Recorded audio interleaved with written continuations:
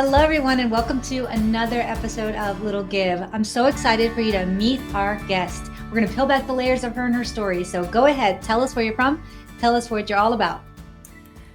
Hi, thank you so much, Cindy. My name is Melissa Lombardo, and I am the founder of Right Heel Thrive, and I am from the great state of Connecticut. I'm really happy to be here.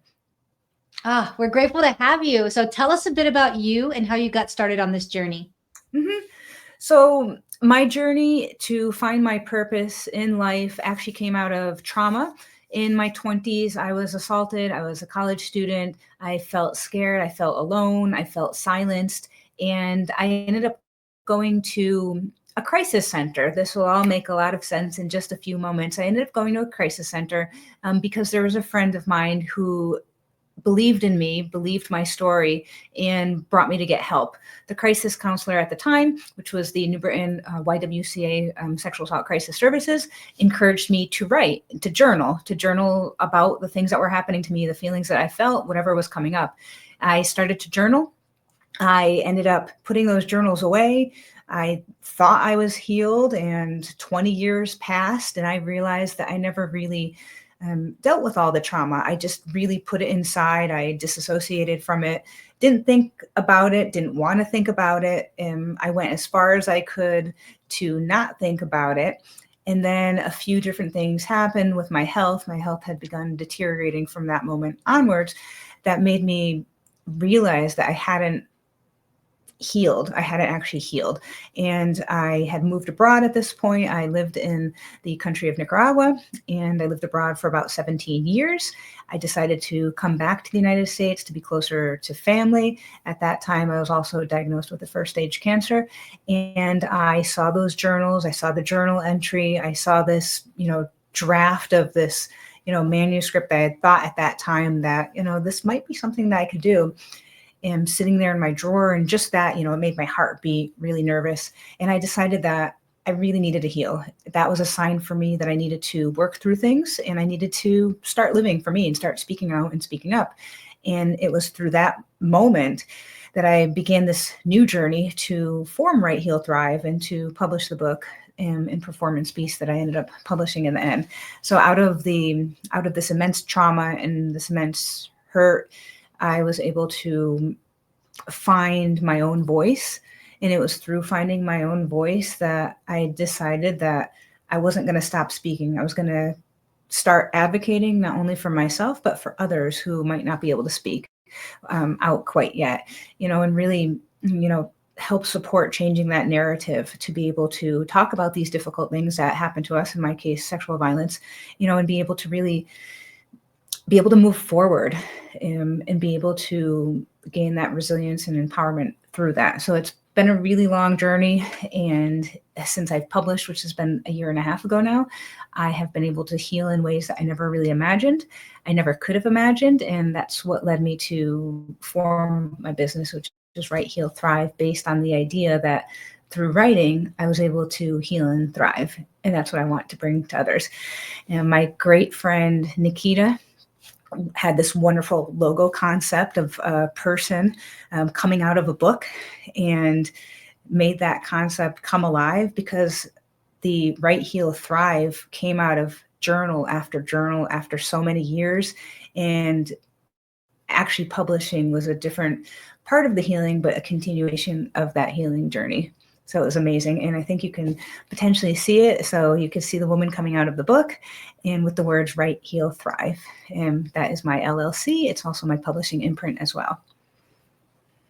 Wow. It's such a journey that you've been through. And I always enjoy the stories of somebody who's taken their pain and turned it into purpose.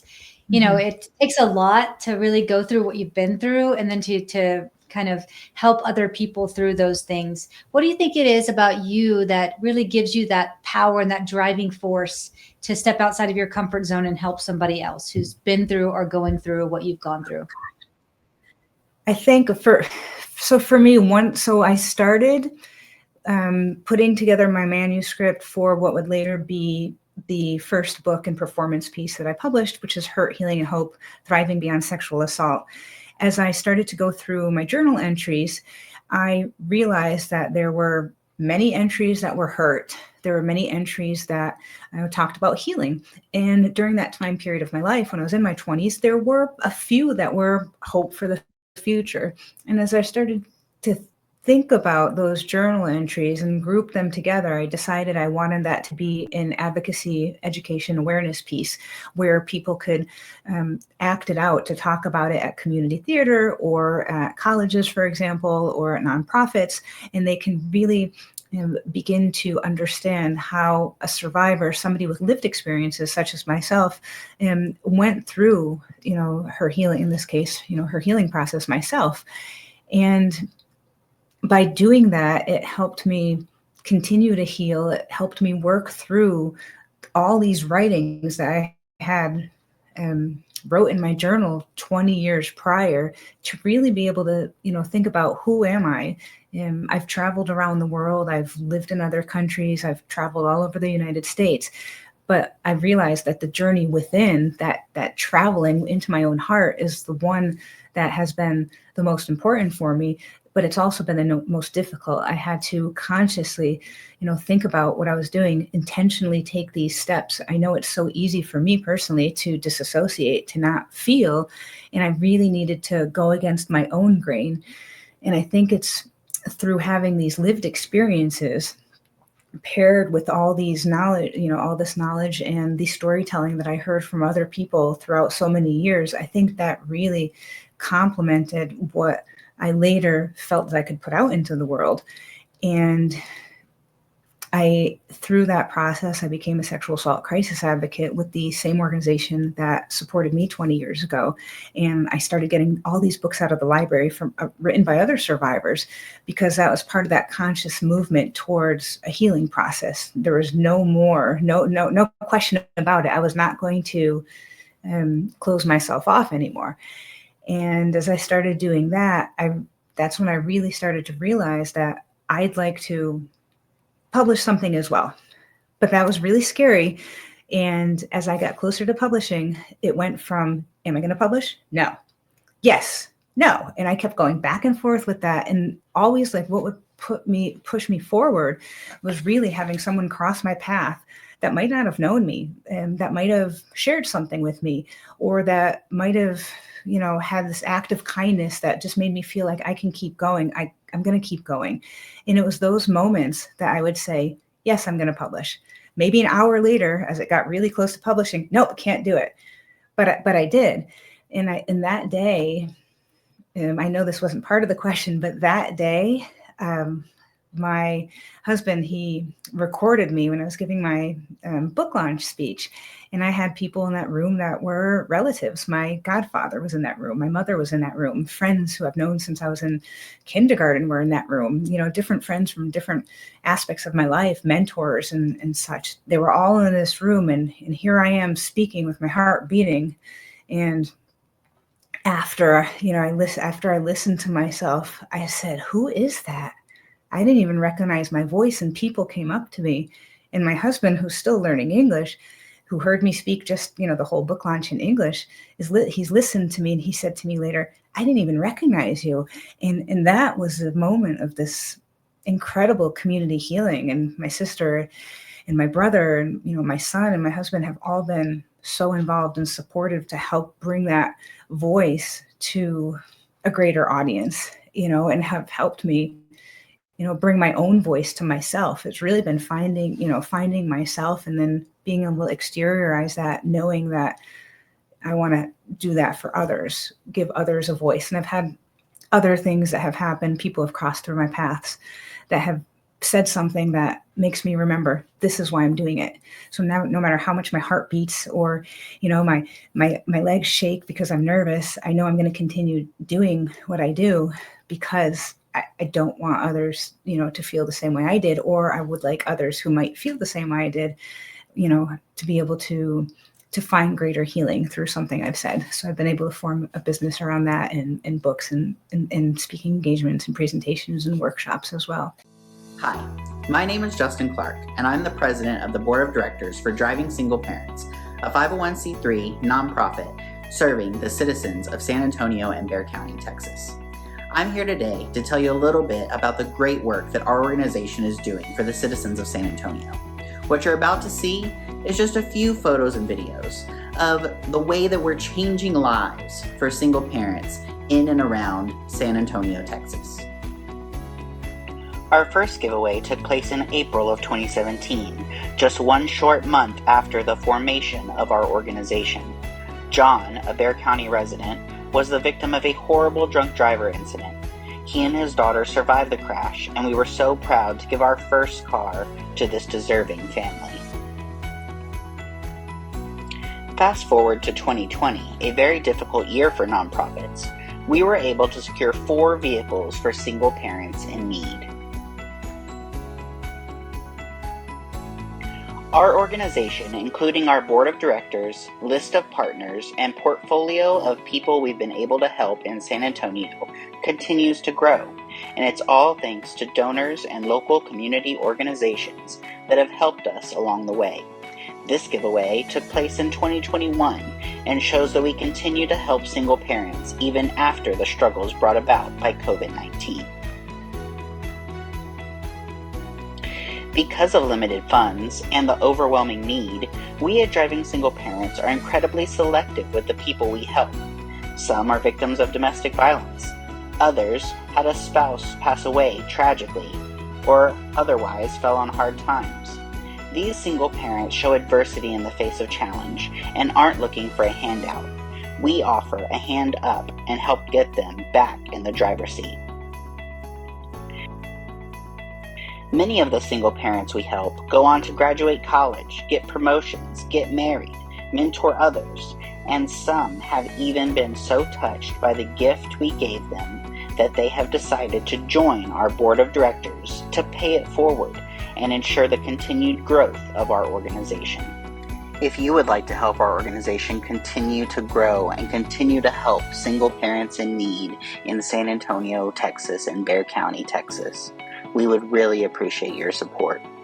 Please visit us online at www.drivingsingleparents.org. Thank you. It's just so incredible what you're doing to help other people. If somebody's out there watching who's been through a similar experience or they know someone who has, what advice would you give them to help them do what you did, which is go deep inside and learn who you are and what you're all about? Oh, wow. So I would first say that healing is never linear, and things that might have worked for me might not work for someone else. But I think the most important is to be open to try different modalities. I'm very involved with the holistic healing community. And for me, things like sound therapy, journaling, writing, and drumming, and creative development such as art, mixed media type of developments have helped me. EMDR is another thing that has helped me. Talk therapy, I definitely feel like it does have a place, and that has helped me as well in the past. And so I think those are different things that you can explore if you have went through not just the trauma of sexual violence, but trauma is trauma. And there are things that, might affect you that might not be sexual violence, but you might be able to feel a resonance with me because I think, we go through things and we all internalize those in a different way. So yeah, it took me, I wrote, so I think this is amazing that you just put this on. It took me 20 years to write that statement of I was raped and 2 more years to say it out loud. And so I do realize that within that healing process, in the beginning, rape defined me. It defined me as who I was. And as time went on, as I went through that healing process and trying all these different holistic methods and healing possibilities, it didn't define me anymore in that same way. I realized that, I'm so much more than that. I am a mother, I'm a daughter, I'm a sister, I'm a colleague, and I'm a coach, and I'm a mentor. And there's so many different roles. So I encourage anyone to be able to, I guess, just look at themselves with kindness, knowing that they have went through something difficult, but it is possible to move forward, and it's going to look different for everyone. And I think also for supporters of survivors, I think the most important thing I would say for anyone who's went through any type of trauma, that could be mental health challenges, it could be substance abuse, it could be sexual violence, and being there to listen to them, no judgment. and meeting them where they are, and just being supportive, being able to, if in the case of someone who is a sexual assault survivor, believing them. That is the most important. And that's what my friend, who the first person I had ever told months later, he believed me. He supported me. He brought me to different places to get additional help as well. And the same thing with my family. If I didn't have that community support, I don't think I would be interviewing with you today, Cindy. I really don't. It was so critical, and for someone who might not have a lot of support system, I think there's another way to look at it too. It might not just be, okay, think of your support system. It might be a teacher, it might be a parent, it might be a sibling. You might have a pet. You might have a favorite tree in your backyard that you feel grounded to sitting next to. And those provide other types of support that make you feel that you still exist. And I know that things like that also help me feel like I'm real, that I'm still here, being able to have the things that you could see, the things that you can hear, the things that you can touch, the things that you can smell. And that's part of that support. Hi, my name is Andrew Fraley, and I believe that sometimes we all need a little bit of help.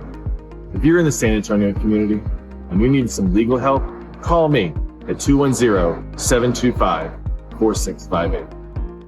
Yes, absolutely. And just finding that sense of connection wherever it is. Like you said, it could be a tree, a pet, a friend, a neighbor. It could be anything or anybody. And I know there's a lot of different groups as well that are available to help with like-minded people or going through or growing through something themselves. Have you been associated with any groups online that you would like to recommend? Groups there is, so I am a volunteer outreach coordinator with the Jane Doe No More Foundation. And this organization, Jane Doe No More, is really fabulous. They actually have an online support group. You can go onto their website and then you can find their Facebook group for survivors. And I think that group alone has a lot of information. Groups such as Jane Doe No More or local crisis centers usually have a lot of resources and support groups. They might have classes for self-defense. They might have advocates that can be with someone to go to a hospital, to go to a police station. They might have different activities where survivors can meet up and get together. And I know Jane Doe No More, for example, does that. They're definitely on social media as well. And any type of organization or support group that you can connect with in your area if you're a survivor would definitely be helpful, because there are ways to not feel alone. I know RAIN, for example, or the National Sexual Assault Crisis Hotlines would also be able to provide resources in your particular area. Thank you so much for all of that information. What is your favorite part of Jane Doe No More? For me, it's knowing that there is a supportive group of people that we have all in some way found each other to form a different type of family, a family that's not related by blood. And all of these people that you're seeing on the screen, I'm in there too somewhere, and we are all, I think, committed, and we've been able to find our purpose through some of these hard things that happen to us, and also to be able to go out there into schools and to different events and to talk to young people, for example, or talk to community groups, and advocate and educate about sexual violence. And knowing that there's other people that are doing this as well make me feel that much more connected to community. And also knowing that they're out there, I might not have even met all of them, but they're out there doing the same work. And that is just really heartwarming for me. And so I don't feel as alone, because I know they're there somewhere. That's such a beautiful nonprofit. Thank you so much for sharing. Everybody needs resources and different things they can lean on. They don't have that direct support in their family, or even if they do, this could definitely be something that can help anybody who needs it.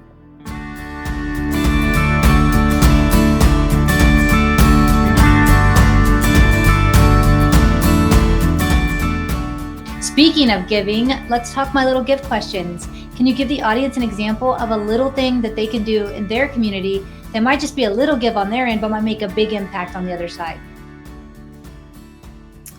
Yes, I would say that in your community, I know it's so common, perhaps here in the United States, more so in other areas that I've lived, But it's so common to not know your neighbors, to get into your car and to just drive to your job and then come back and go into your house. I encourage anyone listening to this today to meet someone new, to talk to someone at your local coffee shop, to talk to someone at your local restaurant, to try to meet a neighbor, to take a walk in your neighborhood and say hello, to smile. You never know how much that person that you might smile to or say hello to or have a nice day to needed that. People have smiled at me and have said hello, have asked me how I am. And those have been moments of great connection where I might have felt so alone, especially, post-trauma, thinking back, just the people that were kind to me. We have no idea as human beings the impact of a kind word or a kind gesture, of holding the door for someone or smiling at someone. We have no idea, but I have this inspired hope that it's going to affect someone, and I will never know, and that's okay. But I'm going to keep doing it anyway because I want to positively impact the world around me. And so I think just being kind is a great thing to do. I love that. I love you said inspired hope. I love that.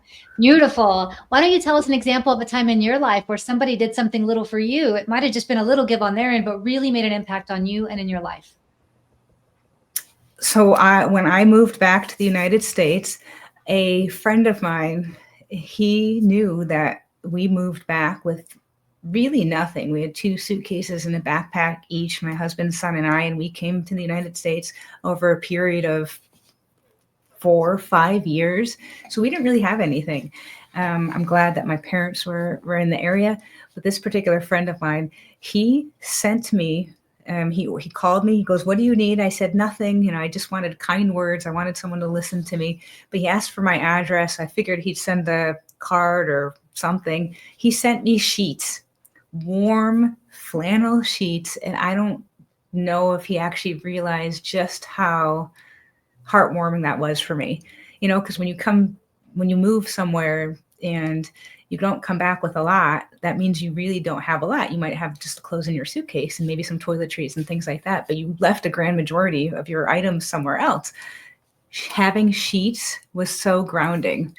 And his name is Peter Dillon, if he's listening, and he has been a fantastic friend, knowing exactly what needs to be done at that moment, at that correct moment.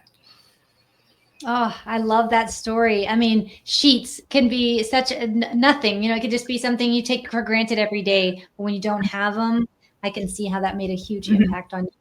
And you're right. We just really don't know the impact that we're making. I mean, we're humans. We're not meant to do this life alone. And those smiles, those kind gestures, those sheets that Peter got you really do make an impact. And I encourage everybody who's listening or watching this to really go out and meet your neighbors, like she had mentioned, and also go on and give that smile. It doesn't cost anything. Mm-hmm. And if you see anything that someone has, just offer it up. Mm-hmm. Very true. Yes, that is so true. And I guess I just wanted to mention one other thing. There's another Peter in my life, and it's my brother. And then I have a Michelle in my life, which is my sister, and my mother, Janice. My father's also a Peter. And I don't think that they realize that, just them being there and them supporting me, my sister vocalizing the monologues from, for the book, my brother editing, they don't have to do that. Even as siblings, my siblings do not have to do that. And I'm sure it's not easy for them knowing the things that have happened to me, and just their unwavering support, my mother's willingness to come to every single event, listen to every single, interview that I have and read everything that's written. Those things alone, I guess I just want to say, when someone heals, I think everybody else has a possibility to heal from something as well, whether it's healing from knowing what happened to a family member or a friend that they care about, or whether it's them being able to build their own resilience and move forward because they now see that there's someone else that did something or that was able to do something. And I think it's a chain reaction, so just having those individuals in my life, and having that possibility to work with them, even though they're relatives, has been an amazing part of, even healing from things in childhood. Like we've developed these better relationships through my own healing and things like that. But I think for everyone listening, the takeaway is the same. By talking about, connecting with people, you're going to bring so much more into your life that you might not even realize. And I don't even think I realized just how much I've gained and I know I've gained a lot, but just how much, I think it's still, I don't even know the word. It's just so big of a concept. Absolutely. Yeah. Those people that stand by you and support you, you may not always realize in the moment, but as you look back, you're like, wow, look at all this support and everything that people have poured into you and done to help you. And it's just incredible to be surrounded by amazing people. Yes. Yeah. So why don't you tell the audience where they can find out more about you? They can learn everything that you're working on and then also grab those books. Yes, so you can learn about me through my melissabelombardo.com website, Melissa B. Lombardo, just like my name. All of my social media is under Melissa B. Lombardo Author. I have a LinkedIn and I have Twitter and all these other things, Facebook and Instagram. So you can find me there and YouTube. I'm also really excited to say that you can find me in Force magazine with Cindy, and maybe she can let people know which issue I was in as well. It was such a great feature, and I really appreciate that as well. And so, yeah, you can find me on all those different sites. I do in-person work, writing and art workshops and reading workshops. I'm working on some online courses for the next year, and I got a few publications coming up as well. So I think there's just a lot. I don't even know where I'm going with, I do know where I'm going with all yet, but it's just so amazing. The energy continues to, bring me to those next steps. I think like what you were saying, Cindy, like I found this purpose and there's just so much that's flowing out of that. Cause I feel so aligned and I feel like everything's just continuing to opening up. So I'm really looking forward to these future projects as well. For the first time in my life, post healing, this healing has been incredible, and I'm actually looking forward to the future so much more than I did before. Oh, well, thank you so much for being on today. Thank you for sharing all of your stories and being so vulnerable. I know it's really going to help people out there for all that you're working on and all that you're doing in the books and everything that you've done. Thank you very much for all of that. And thank you for being part of our Force family. We're grateful to have you. And for anybody out there who's watching this today, please do go visit her website, find out more about what she's working on, get those books, learn more. And if you're excited about that nonprofit she featured, please do go visit their website. Learn more, and if you can, go make a donation. $1 or $5 multiplied by the many people we have watching this episode today can make a huge impact to these nonprofits, and I've seen you do it. So thank you all so much for watching today. And Melissa, thank you for being on and being such an amazing, authentic human being. We're grateful for you. Thank you so much, Cindy. I really appreciate it. Thank you. If you enjoyed this episode of Little Give, head on over to our website. At littlegive.com, you'll be able to find all the information about previous episodes and past guests that we've had on. If you or someone you know would like to be a guest on Little Give, all the information is also on the website. And if you have a nonprofit that you love and would like to recommend be on the show, all of that information is also on the website. We really appreciate you watching today, and we can't wait to see you again next week.